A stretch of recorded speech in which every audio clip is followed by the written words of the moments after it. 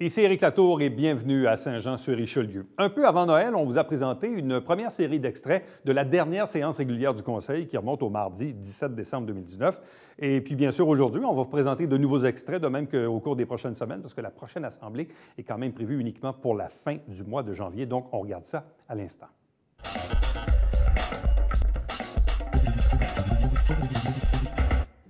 Bonsoir, M. Tremblay.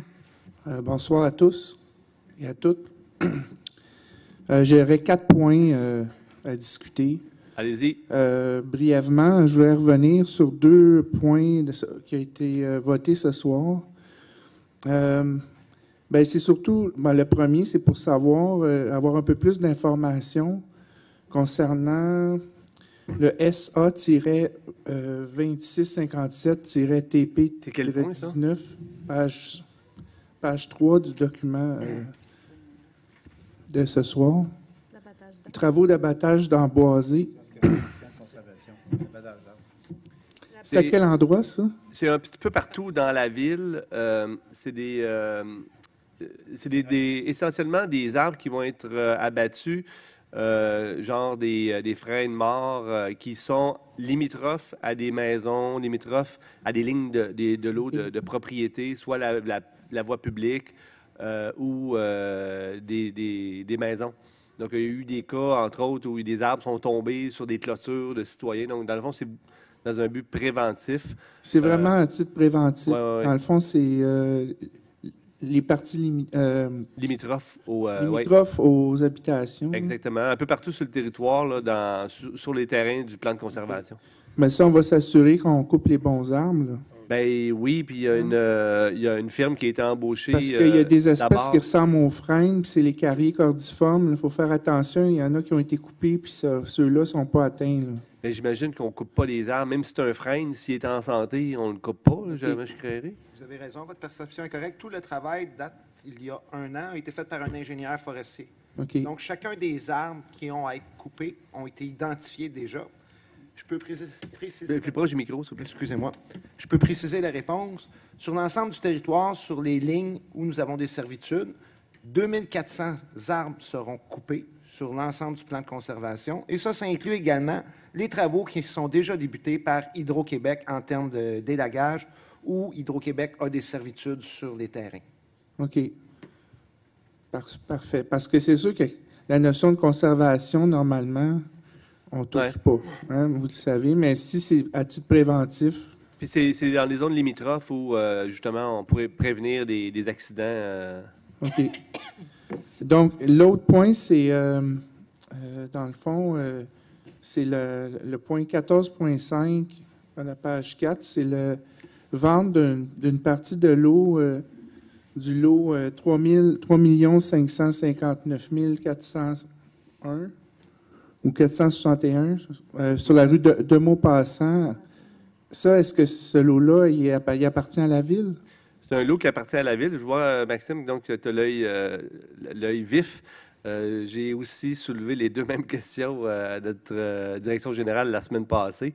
Effectivement, ça, c'est un lot qui est juste en bordure de la rue de Maupassant.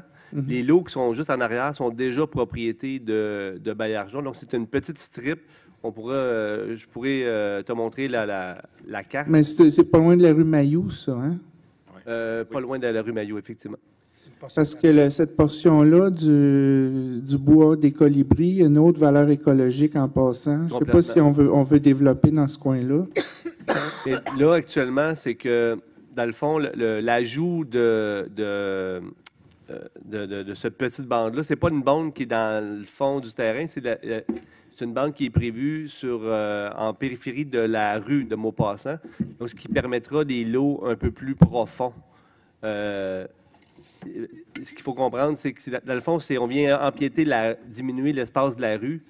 Les terrains sont déjà adjacents. Je ne suis pas sûr que c'est clair ce que je te dis, mais... En fait, on n'a pas de dessin. Il y a, Maxime, il y a déjà, ça, c'est les terrains. Il y a quelques séances, on avait ramené des terrains qui étaient dans ce développement-là, qui étaient en zone inondable.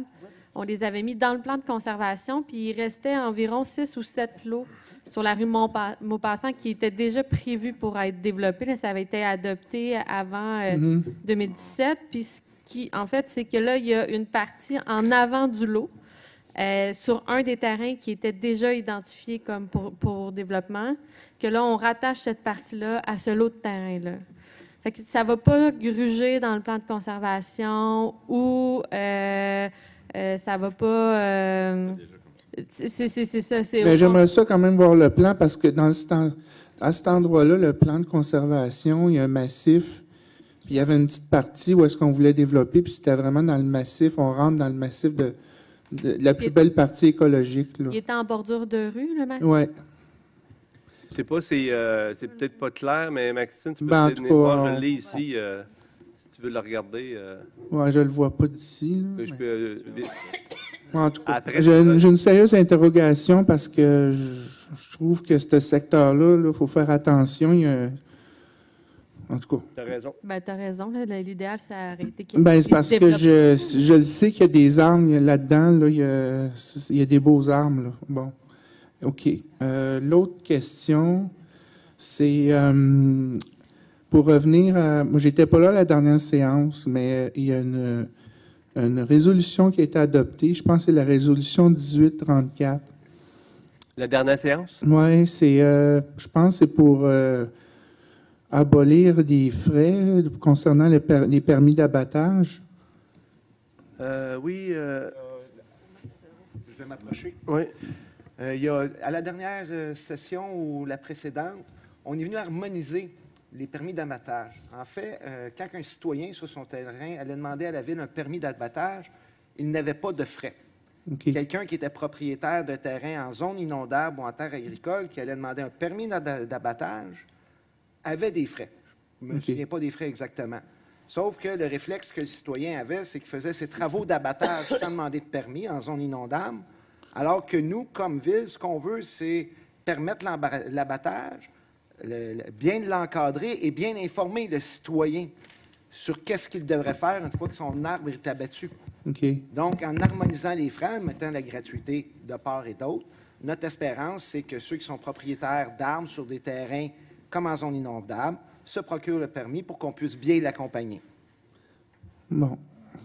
Dans le fond, ça ne change pas je pourrais dire, quand les arbres sont en santé versus des arbres malades, dans le fond, il y a une distinction, il y a une gestion par rapport à tout ça. Là. Autrement dit, quand les arbres sont en santé, on essaie de les garder. C'est ça que je veux dire. Votre perception est excellente. Bon. La dernière question, OK. C'est... je suis allé voir sur place... dans le fond du déboisement illégal, c'est sur la rue de la Citière, pas loin de chemin Grand-Prix et la rue des Tilleuls. Je pense que c'est dans votre secteur, Mme Marcos. Oui. Êtes-vous au courant du dossier? Oh oui, oui. OK. Mais c'est juste pour... Moi, je suis allé constater parce qu'il y a des gens qui m'ont appelé je ne savais pas que ça avait eu lieu. Fait que je sais qu'il y a des constats qui ont été émis par le service de l'urbanisme.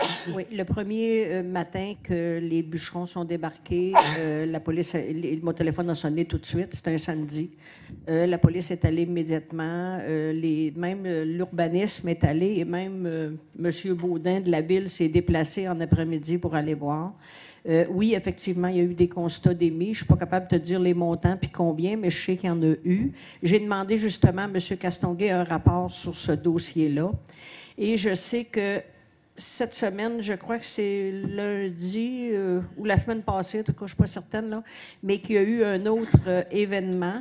Tout de suite, j'ai communiqué avec le directeur de l'urbanisme. Ils ont envoyé... Sur le même secteur, le même terrain? Sur le même terrain, oui. Il y a des inspecteurs qui sont allés immédiatement. Et ce qu'ils ont constaté, c'est que c'était des arbres qui avaient été coupés, mais ils étaient moins de 10 cm à hauteur de poitrine d'homme. Donc, ça respectait le règlement. Mais à chaque fois qu'on s'est déplacé, on a pris des photos. Okay. Et le dossier il suit son cours. Mais ça, c'est en zone blanche ou en zone agricole? C'est en bordure, ça? Hein? C'est en zone blanche et nous sommes dans le périurbain et non dans le périmètre urbain. Bon. Est-ce qu'il y a une protection, ce bois-là, présentement? Est-ce qu'il est un boisé d'intérêt? Non, ce n'est pas un boisé qui fait partie du plan de conservation. Ça, mais il est protégé par notre règlement sur l'abattage d'arbres. OK. Donc, c'est ça. Moi, je trouvais que cet endroit-là, si on fait une troisième mouture du plan de conservation, moi, je viserais peut-être à intégrer cet endroit-là, mais en tout cas, c'est une proposition. Là, mais étant donné que vous suivez le dossier, je vous fais confiance. Là. Merci. Mais je voulais juste rajouter que... C'est ça. Oui, mais juste pour dire qu'on m'a dit qu'il y a une trentaine d'arbres qui avaient été coupés, des arbres plus matures, mais en réalité, il y en a à peu près pas loin d'une centaine. Là. Fait que, en tout cas, on surveille ça. Merci, Maxime.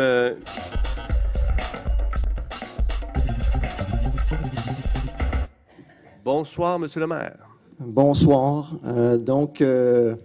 Moi, c'est dans le dossier de l'aéroport, les avions, le problème, la pollution aérienne. As-tu un problème d'avion à Saint-Jean? Je ne sais pas. Je ne sais pas. C'est des rumeurs. Puis en même temps, je suis un peu porte-parole un peu pour certains qui sont un peu moins à l'aise au microphone. En résumé, c'est pour dire qu'on a un mécontentement encore qui persiste. Qui persiste, effectivement. Malgré tous les plaintes que j'ai faites et mes collègues ont faites également sur la plainte officielle de la ville, là, où ce que j'ai assidûment, à chaque fois qu'il y avait des plaintes, je ne sais pas, j'ai perdu le compte que j'ai fait, très détaillé. Puis on dirait que ça donne rien. Il n'y a aucune amélioration depuis des années. Même cette année, c'est la pire année que moi, j'ai jamais vécue. Puis je suis à la même adresse, Saint-Louis-Chaussée, depuis toujours. Encore ce matin, il y avait, en me réveillant, ça m'a réveillé aussi, au moins un minimum, c'est dur à dire, là, au moins un minimum de 2 avions qui se reliaient. C'était aux 2 minutes. J'exagère pas, je regardais l'horloge et puis... aussitôt qu'une passait au-dessus de ma maison, il y en a un autre qui prenait le relais, donc c'était constamment... Toujours les deux mêmes ou c'est des avions différents? C'est au moins 2 avions différentes, là, puis c'est une à la suite de l'autre. J'avoue, mettons, passer au-dessus de la maison, contourner, aller vers le sud, puis aussitôt qu'elle s'en va, où le bruit commence à diminuer, bien là, il y en a un autre qui arrive. C'est que c'est constamment, pendant les 2 minutes, une montée du son. Mettons, on arrive à un crescendo, un max. Après ça, ça descend un peu, puis aussitôt que ça commence à descendre, un peu comme ma voix en ce moment, là, il y en a un autre qui prend la relève. C'est extrêmement stressant parce qu'on se demande toujours, il y en a-tu un autre qui s'en vient? Puis là, des fois, quand on a peut-être un répit de 1 ou 2 minutes, on dit, possiblement qu'ils ont terminé. Non, là, ça continue encore. Extrêmement difficile psychologiquement, puis pour le stress. L'autre chose aussi, je veux dire, c'est que je sais qu'il y a eu une proposition tout dernièrement sur un peu l'horaire, là, si je peux me permettre de poser des collets. Et puis, l'horaire général, c'est que ça serait du lundi au vendredi. Je crois que c'est de 8 ou 9 heures le matin jusqu'à 21 heures le soir. Les vendredis, c'est jusqu'à 18 heures, je crois. Ou les samedis, c'est-à-dire le lundi, vendredi, c'est la même horaire. Le samedi jusqu'à 18 heures. Et il y aurait le dimanche qu'on aurait un répit, plus 6 jours fériés dans l'année. Quand j'ai lu ça, comme d'autres des citoyens ici que je côtoie, on s'est demandé où c'est que... c'est le statu quo à peu près en ce moment. La seule différence à peu près, c'est que c'est les dimanches qu'on aurait des répits, plus les 6 journées fériées. Pour quelqu'un comme moi, puis bien d'autres qu'on est à la retraite, l'horaire, on dirait, qui est proposé satisferait jusqu'à un certain point les personnes qui travaillent avec des horaires d'autrefois un peu, le 9 à 5, mais même ça dépasse, ça va jusqu'à 21 heures. Mais pour les personnes qui ne travaillent pas, il n'y a pas de... il n'y a aucun répit. C'est constamment ce bruit-là. Et puis... c'est que ce que je crois comprendre, c'est que cette proposition-là, elle est quand même moins pire que l'alternative qu'en ce moment, que ça serait comme... En ce moment, on me dit que c'est un peu comme le Far West. qu'il n'y a pas vraiment de règles, de réglementation, et puis qu'au minimum, ça serait mieux que rien. C'est que c'est possible. Moi, je veux juste m'assurer que si cette proposition-là, en ce moment, du lundi au samedi, si on peut appeler ça comme ça, si elle est supportée ou si j'emmène mon appui, j'y vais d'une façon beaucoup de réticence. Je voudrais pas que ça soit compris que... J'acceptais ça. Si on accepte ça, c'est moins pire que rien à voir. Mais je veux pas non plus qu'on me dise plus tard, « Ah, vous avez accepté, là, vous pouvez plus... Arrêtez vos plaintes. Vous avez accepté du lundi au samedi avec vos 6 jours. On suit ça. » je me sens un peu quasiment dans la position des démocrates en ce moment. Est-ce qu'ils voulaient impeach Trump ou non? C'est damned if you do ou damned if you don't. Je m'excuse pour l'anglophone. C'est juste pour terminer, je veux quand même dire que j'enlève rien. Je veux toujours appuyer le comité. Ce qu'ils ont fait, c'est formidable. Je sais ce que M. Boucher il travaille extrêmement fort. Très peu de personnes voudraient s'impliquer. Et puis, j'enlève rien à ça. Je veux juste qu'on comprenne que la proposition en ce moment, c'est comme le moins pire d'une très mauvaise situation qu'on dirait qu'il ne se règle pas. Parfait. C'est ça. Ouais. Bien, merci beaucoup, M. le maire.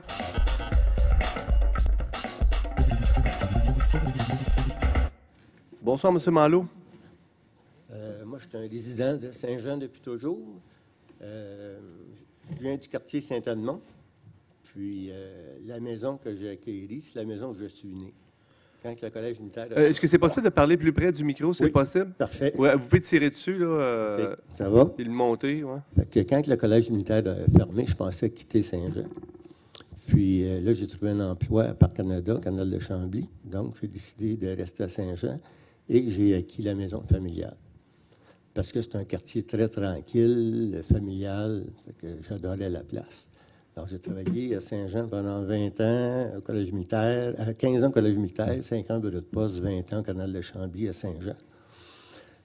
Que j'ai beaucoup donné à Saint-Jean. Puis là, je décide, je ne pouvais pas profiter de ma maison parce que je travaillais tout le temps l'été. Beaucoup d'heures. Fait que là, j'étais comme content de prendre ma retraite, enfin, de profiter de ma résidence et de ma cour. Puis là, du jour au lendemain, on est envahi par des avions qui détruisent notre qualité de vie. On n'a jamais entendu parler avant qu'il y a une école d'avion qui venait s'installer à Saint-Jean. C'est même pas des écoles de Saint-Jean, c'est des écoles de Saint-Hubert qui viennent ici. Ça. Fait que du jour au lendemain, il s'est installé sans qu'on entende parler. Là, il faut se battre contre ça plutôt qu'il demande la permission de venir s'implanter. Puis là, je me dis, mes taxes servent en partie à financer un aéroport qui est déficitaire. Exactement. Pour accueillir des gens que la plupart ne sont pas de Saint-Jean, qui ne payent pas de taxes. Je ne pense pas qu'ils payent de droit d'utilisation de l'aéroport non plus. Puis, c'est ça, là, je vais essayer de suivre mes idées un petit peu, là. Fait que quand on entend ça en journée longue, on n'a plus aucun plaisir à travailler dehors. Je trouve pas que le mot est fort, c'est de l'harcèlement. Puis à matin, là, c'était comme effrayant aussi. C'est comme, je sais pas pourquoi, mais j'avais l'impression qu'il volait plus bas. Aussi, l'hiver, on dirait que la résonance du son est encore pire. Fait que c'est comme si c'était encore plus percutant. Puis moi, j'aimerais ça avoir un compte rendu sur toutes les plaintes qui ont été faites. C'est comme si on a l'impression qu'on fait ça dans le vide. Puis en plus d'être dérangé toute la journée, il faut prendre du temps pour aller se plaindre. Ça nourrit le sentiment de stress puis de frustration qui s'accumule, puis on se sent comme... on a l'impression qu'on étire la sauce jusqu'à temps que les gens abandonnent, parce qu'il y en a qui décrochent de plus en plus, là. Fait que, moi, j'aimerais savoir éventuellement un compte rendu sur toutes les plaintes qui ont été faites. Puis, comment... J'essaie pour la prochaine réunion de vous obtenir cette donnée-là. Compte rendu, bilan des plaintes 2019. Et pourquoi ces écoles d'avion-là sont venues s'installer à Saint-Jean? Ils ne sont pas venus s'installer à Saint-Jean, comme je vous dis. C'est des écoles de l'extérieur qui viennent effectuer des manœuvres d'entraînement ici, des posées décollées. Effectivement, comme vous l'avez mentionné, il n'y a aucune redevance. Ça rapporte absolument rien à la ville de Saint-Jean. Mais si et ça fait que de la nuisance. S'ils sont venus à Saint-Jean, c'est parce que d'autres villes voulaient s'en débarrasser puis ils ne voulaient plus les avoir? Les problématiques de bruit, on les a vécues. Vous pouvez aller dans les journaux, là, taper sur Internet, bruit, aéroport Saint-Hubert. Vous allez voir aussi, on vive aussi l'enfer. Moi, j'ai une sœur qui reste à Saint-Hubert. Puis, il faut comprendre que les besoins en pilote, les besoins sont grandissants. Ils ont besoin de former de plus en plus de pilotes. Donc, il y a des nouvelles écoles de pilotage qui rouvrent leurs portes. Beaucoup d'étudiants asiatiques qui viennent s'entraîner ici. Et là, ils font leurs manœuvres dans notre magnifique aéroport ici avec une tour de contrôle. Donc, ils viennent ici pour effectuer leurs manœuvres. Parce que pour moi, en partie, c'est une activité de luxe pour des gens favorisés qui viennent de l'extérieur, nuire à la qualité de vie de citoyens qui payent des taxes, puis qui sont installés là depuis longtemps. Puis c'est des gens retraités. C'est sûr que les travailleurs, ça leur nuit le soir. Mais les gens qui subissent la situation le plus longtemps possible, c'est des gens qui ont des horaires variables ou qui sont à la retraite. Fait que, puis là, ben, on a l'impression qu'on a beau parler que... Mais vous faites pas ça pour rien, hein? Je vous rassure tout de suite. Là, je vais demander quand même qu'on ressorte le bilan de toutes les plaintes 2019, mais c'est important que vous... puis c'est un peu la même situation dans le coin de 2M Ressources. On demande aux citoyens de faire les plaintes assidûment pour qu'on puisse documenter justement... Fait que c'est sûr qu'on ne peut pas stopper tous les avions qui sont passés, surtout après coup. Hein? Un coup que l'avion est passé, est comme passé. Mais les plaintes que vous faites, puis vous n'êtes pas le seul à le faire, vous êtes de nombreux citoyens à le faire, mais ça nous permet, nous, à documenter notre dossier, justement, pour faire des représentations auprès de Transport Canada. Actuellement, il y a un comité de gestion de bruit qui rassemble le comité vigilance, mais aussi tous les partenaires, toutes les parties prenantes de l'aéroport, l'Association des pilotes, l'Association NAF Canada, les cadets, etc. Mais pourquoi que toutes ces choses-là n'ont pas été faites avant que ça se produise, pour dire maintenant, il va y avoir des écoles de vol, qui sont... Le problème, c'est qu'on ne peut pas les empêcher, les arrêter. C'est comme... on ne peut pas empêcher les gens d'utiliser l'autoroute 35. Là. Non, mais on ne peut pas dire aux camions, on ne disait plus le droit de passer sur l'autoroute 35. Une fois que les arbres sont coupés, on va sévir. Tu sais, je veux dire, une fois que les arbres sont coupés, ils sont coupés. Là, une fois qu'ils sont installés, c'est tout un dilemme de vouloir les désinstaller ou de vouloir gérer ça. Là. Je comprends votre frustration. Non. Mais merci beaucoup, M. Malo. Bonne soirée. Bravo.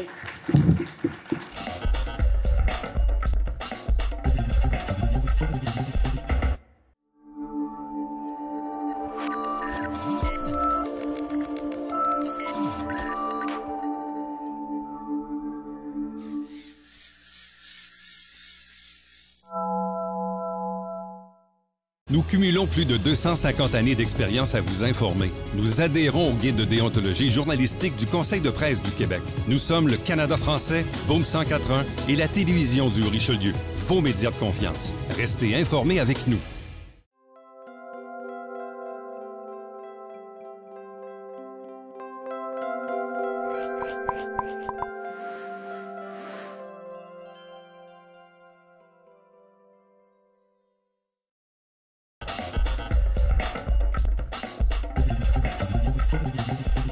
Monsieur François Auger. Oui, moi aussi, j'aimerais remercier Mme Lucie Roulier qui nous a accompagnés pendant dans mon cas, les 6 dernières années. Hein, c'est elle qui s'occupait de nous et de la mairie. Donc, la remercier puis lui souhaiter une très joyeuse, très bonne retraite et des bonnes fêtes aussi. Et souhaiter la bienvenue à Mme Surprenant qui vient nous se joindre à nous aussi. Donc, merci à eux. Deuxième point, concernant l'aéroport. Oui, on essaie de faire des gains. C'est peut-être des petits gains, mais ça en prend. Puis je pense que c'est le minimum, mais c'est ce qu'on a présentement à présenter. On va travailler à faire autre chose après. Juste pour rappeler quelques dates. Le 21 janvier prochain, on a l'intention de faire une présentation au comité plénier, donc de vous présenter qu'est-ce qu'on a fait comme travail dans ce projet-là d'atténuation du bruit à l'aéroport. On pourra parler des plaintes si on veut en parler. Ce sera le temps de faire le bilan aussi. de voir où on s'en va aussi. Donc, le but, c'est d'aller à Transport Canada, lui dire, bien, c'est ça qu'on veut pour l'instant, puis on verra après où on peut aller. Faut commencer à quelque part, puis là, c'est le temps de le faire. Donc, après ça, l'adoption au 28 janvier d'une résolution pour l'envoyer à Transport Canada. Donc, c'est notre plan pour l'instant. On a un plan d'action aussi qu'on veut continuer à progresser. Il faut travailler dessus, mais c'est long, c'est difficile à faire.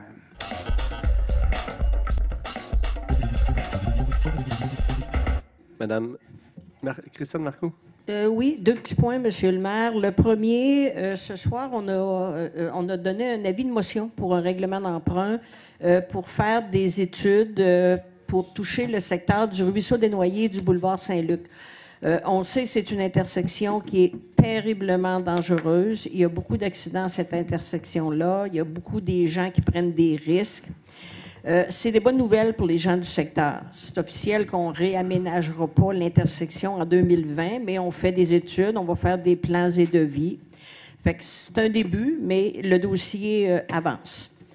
Et mon deuxième petit point, Monsieur le maire, je vais pouvoir donner du temps à mes confrères s'ils en ont besoin. Je veux simplement souhaiter des joyeuses fêtes à toute la population de Saint-Jean, un joyeux Noël, puis ceux qui auront la chance de pouvoir prendre un petit peu de repos, un petit peu de vacances, eh bien, je vous souhaite des belles fêtes.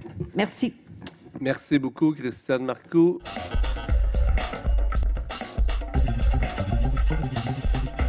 Merci d'avoir été là. On se fixe rendez-vous de la semaine prochaine alors que nous allons continuer de vous présenter un choix d'extrait des travaux du Conseil de ville de la dernière séance régulière du mardi 17 décembre 2019. Entre-temps, commentaires ou suggestions par courriel, Éric Latour en un mot à commercial tvhr9.com.